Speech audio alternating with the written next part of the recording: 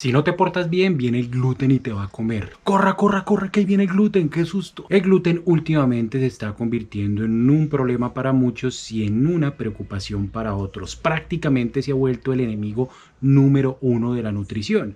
En parte también se ha vuelto una moda ya consumir alimentos sin gluten. Es tanto el problema con el gluten que hoy en día la venta de productos libre de gluten llega alrededor de 15.000 millones de dólares anualmente, lo cual es brutal. En el video del día de hoy te vengo a hablar si el gluten es bueno o malo.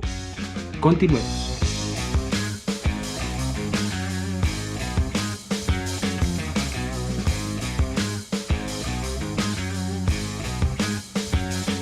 En 1953 se hizo el primer reporte oficial de la enfermedad celíaca y que era secundaria del consumo de una dieta rica en gluten. Esto llevaba a una malnutrición ya que por daño de la pared intestinal causada por el gluten causaba una disminución en la absorción de los nutrientes.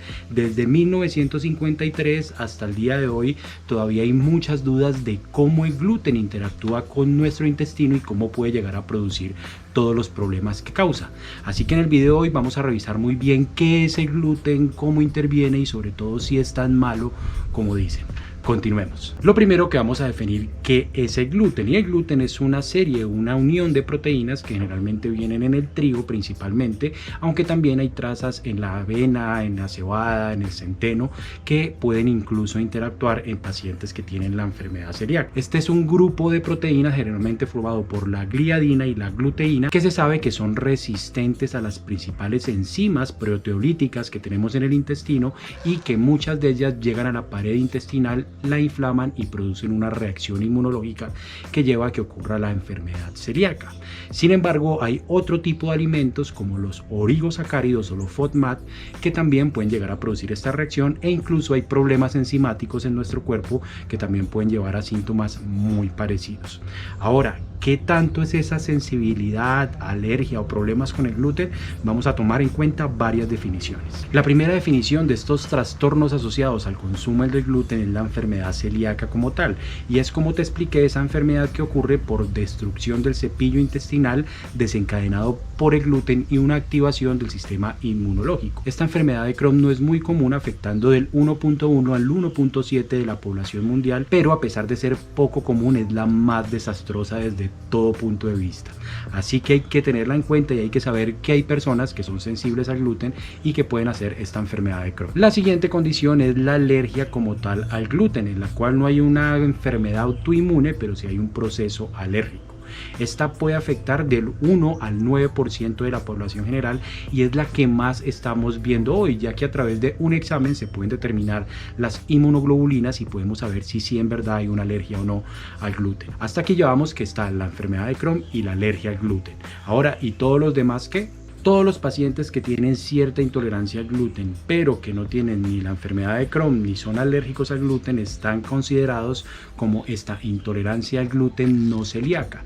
Y aquí ya comienza a haber ciertos problemas porque no se ha podido definir el número o la cantidad de gente que sufre, ya que los síntomas son muy comunes con respecto a otras enfermedades. Los principales síntomas de esta sensibilidad al gluten no celíaca es dolor abdominal, náuseas, estreñimiento, diarrea, distensión, flatulencia, que si ya te has podido dar cuenta son muy parecidos al colon irritable. Por este motivo no se ha podido llegar a establecer cuál es esa frecuencia o ese grado de afectación de la población mundial, porque hay mucha gente que tiene esta intolerancia al gluten y se cataloga como un síndrome de intestino irritable, y hay mucha gente que tiene ese síndrome de intestino irritable y puede llegar a tener una intolerancia al gluten. Eso suena como muy enredado, pero pues yo creo que me entendiste. Es tanta esta confusión que el 37% de las personas que tienen una intolerancia o una sensibilidad al gluten no celíaca presentan síndrome de intestino irritable, y a su vez personas que ya tienen diagnóstico de intestino irritable en un 47% pueden tener esa sensibilidad al gluten,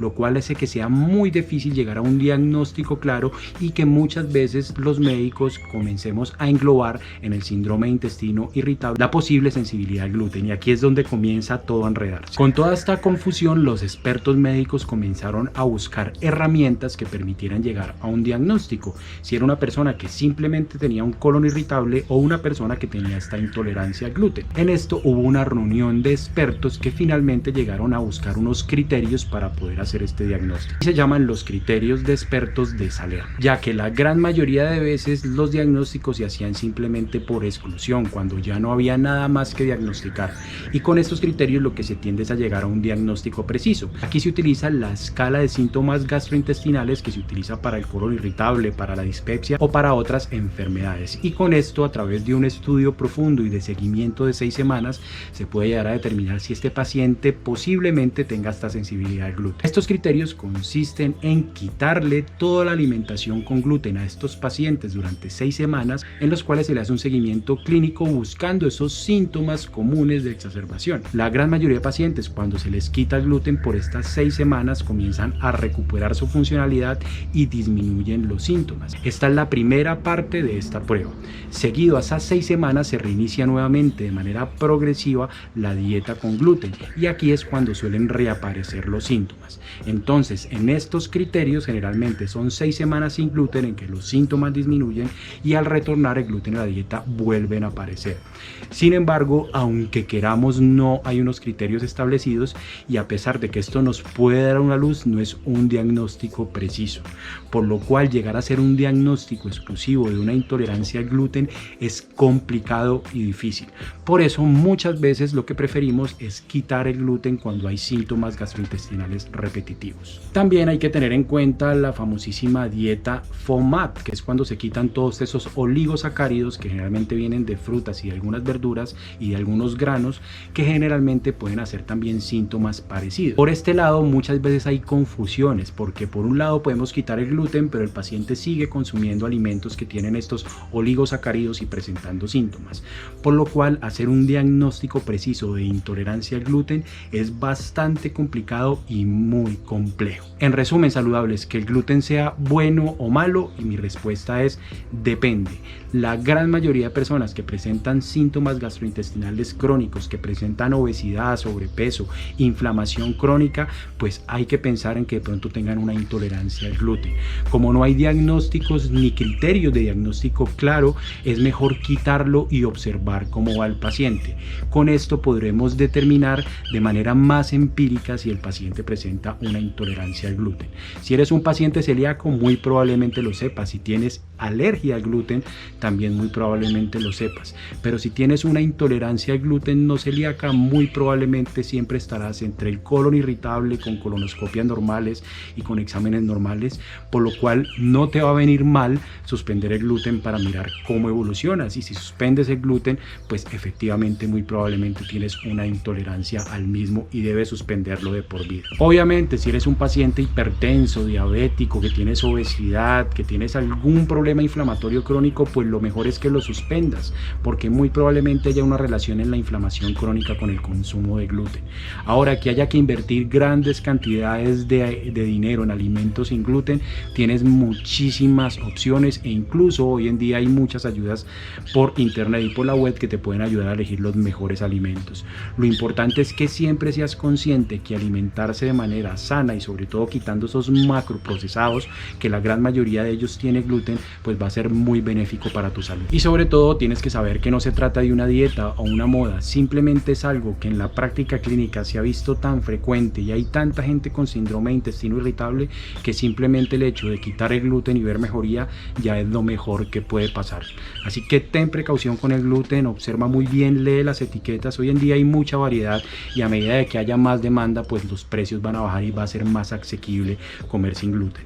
Entonces, a pensar muy bien, y sobre todo a ser consciente qué sientes cuando comes gluten, y esa es la pregunta que quiero que te lleves a tu cabeza y comiences a analizarlo hoy. Recuerda que aquí abajo te dejo toda la bibliografía por si quieres leer un poco más. También recuerda dejarme un comentario, qué sientes cuando comes el gluten, y si lo has quitado, has mejorado. Nos vemos en 8 días en un nuevo programa. Hasta luego.